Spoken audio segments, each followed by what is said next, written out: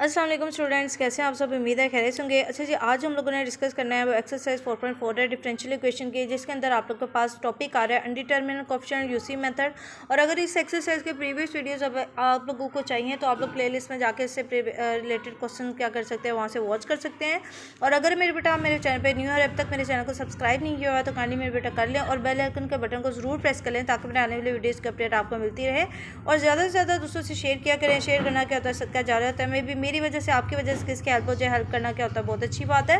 और comment section में मेरे बेटा ज़रूर बताया करें अगर आपको मेरी वीडियोज़ अच्छी लगती हैं, उनकी इजीली समझ आती हैं, अंडरस्टैंडेबल होती हैं, कि आप लोगों की तरफ से हमारे लिए एक मोटिवेशन होती है कि हमारा भी दिल करता है कि आप लोगों के लिए आसान से आसान मेथड लेकर आएँ। ठीक है, जैसे क्वेश्चन नंबर 17 के अंदर हमारे पास differential equation y double prime minus 2y prime plus 5y is equal to e raise to power x cos of 2x है। सबसे पहले बात तो इस तरह के यूसी मेथड को जब यूज़ करना है तो इसका जनरल सोल्यूशन लिखने के लिए आप लोगों ने कम्प्लीमेंट्री सोल्यूशन और पर्टिकुलर सोल्यूशन क्या करना होता है, फाइंड करना होता है। जो कम्प्लीमेंट्री सोल्यूशन होता है वो आप लोगों ने इसी डिफरेंशियल इक्वेशन को इक्वल टू 0 पुट करके वहाँ से क्या करना है तो रूट्स निकालते हैं। और रूट देखते हुए आप लोगों ने क्या लिखना होता है इसको।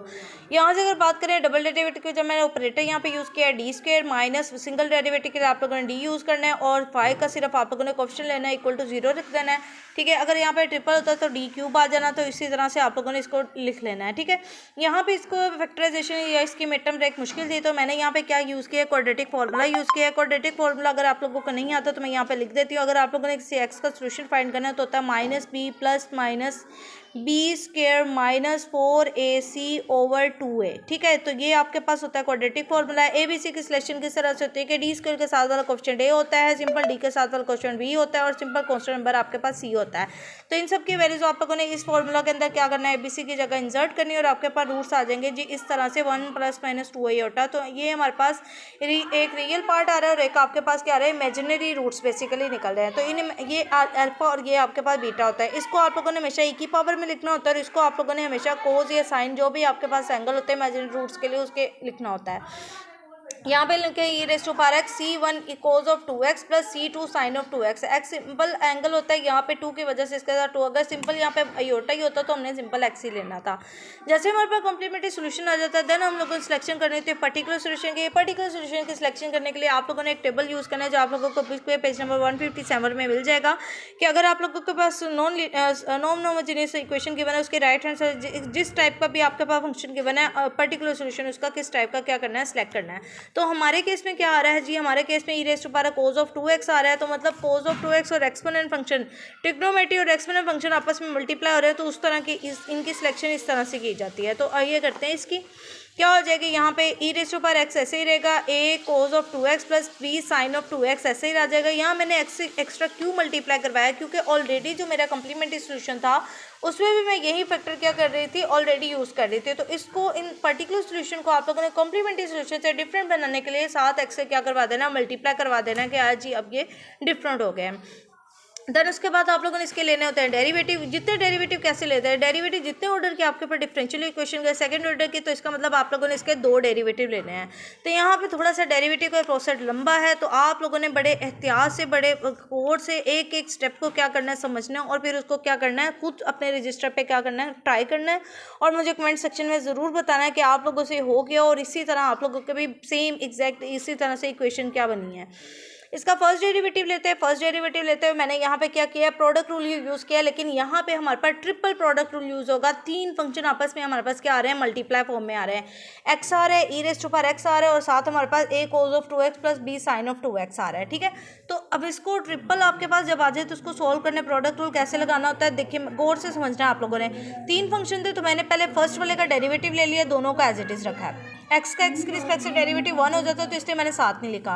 देन प्लस का साइन ऐसे रहेगा। अब एक्स और e raise to power x को मैंने ऐसे एक्स और इस वाले फंक्शन को ऐसे रखा और एक्सपोनेंट फंक्शन का डेरिवेटिव लिया। एक्सपोनेंट फंक्शन की खासियत ये है कि इसका डेरिवेटिव एज इट इज़ ये फंक्शन होता है, मजीद इसकी पावर का डेरिवेटिव आता है। तो पावर भी इस वक्त एक्स ही है तो एक्स के रिस्पेक्ट से डेरिवेटिव ऐसे 1 हो जाना है।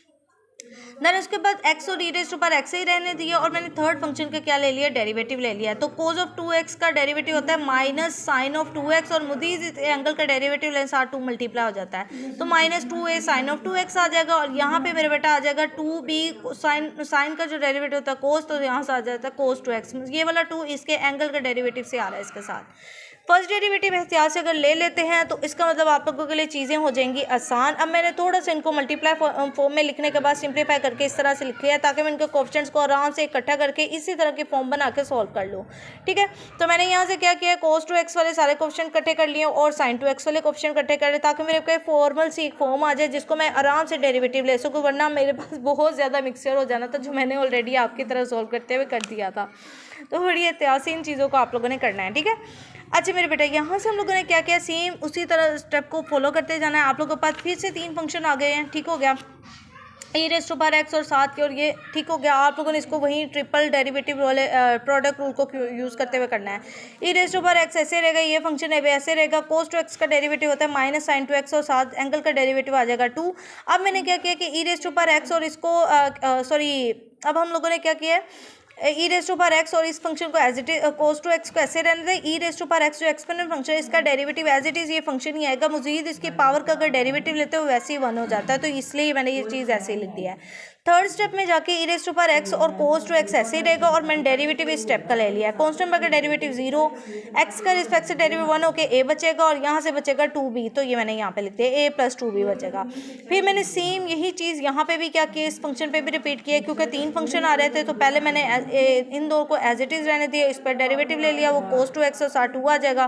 देन उसके बाद एक्सपोनेंट फंक्शन का डेरिवेटिव ले लिया। थर्ड नंबर पे मैंने इसके सेंटर वाले टर्म का लिया जिसमें हमारे पास कांस्टेंट में डेरिवेटिव 0 आ जाएगा, b - 2a बच जाएगा। तो इसी तरह से एहतियात से स्टेप करना है, ठीक है, ताकि आप लोगों के पास जो कोएफिशिएंट्स के आंसर हैं फिर इजीली वही हैं जो हमारे रिक्वायर्ड होते हैं। देन उसके बाद मैंने थोड़ा सा चीज़ों को सिंप्लीफाई किया। कैसे किया कि मैंने इन साइड इनको मल्टीप्लाई करवाने के बाद यहाँ पे ये फॉर्म्स बनाई है, और ये मेरे टिक और छोटे छोटे क्रॉस नज़र आ रहे होंगे, मैंने इसलिए लगाए थे ताकि मैं इनके कोएफिशिएंट्स को आपस में ऐड सब्ट्रैक्ट यहीं पे कर लूँ, तो थोड़ी सी इसकी मतलब इतनी लेंथी फॉर्म जो नज़र आ रही है वो शॉर्ट हो जाए। ठीक है, यहाँ से मैंने e⁻sin 2x वाले सारे कोएफिशिएंट पहले देखे, उनको ऐड किया। उनको ऐड करने के बाद फिर मैंने इसकी फॉर्मेशन बनाई है। आप लोगों ने वीडियो पॉज करके ये वाला स्टेप क्या कर लेना, नोट कर लेना है।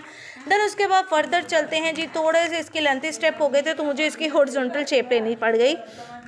हॉरिजॉन्टल शेप लेनी पड़ेगी तो यहाँ से y'' का जो आंसर है वहाँ से ऐड सब्ट्रैक्ट करने के बाद आपके पास यही वाली टर्म्स बननी चाहिए। वो आप लोगों ने वीडियो पॉज करना है और वो स्टेप नोट करना है। ठीक है,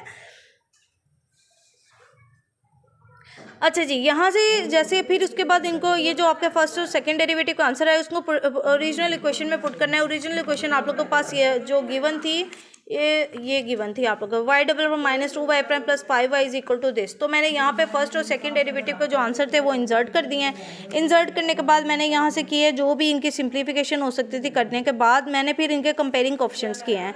कोएफिशिएंट्स जैसे कंपेयर करेंगे, पहले मैंने कोएफिशिएंट कंपेयर किए e⁻cos 2x के, फिर मैंने e⁻sin 2x का कंपेयर किया। तो ये सारी टर्म्स आप लोगों ने वीडियो पॉज करके सारी टर्म्स को क्या कर लेना, नोट कर लेना है। ठीक है, अच्छे से मैं थोड़ा सा एक व्यू इस तरह से भी दे देती हूँ। ठीक है, इनको आप लोगों ने नोट कर लेना है। ठीक है, नोट करने के बाद आप लोगों ने क्या करना है, इनके कोएफिशिएंट्स क्या करने हैं, ए बी की वैल्यू फाइंड करनी है। ए बी टी की वैल्यू फाइंड करने के बाद आप लोगों ने पर्टिकुलर सोल्यूशन के अंदर इंसर्ट करके आप लोगों ने इसका जनरल सोल्यूशन लिखना है, जिसमें आप लोगों ने yc + yp का सोल्यूशन क्या करना होता है, ऐड करके लिखना होता है, और ये जी इसकी फाइनल फॉर्म बन जाएगी।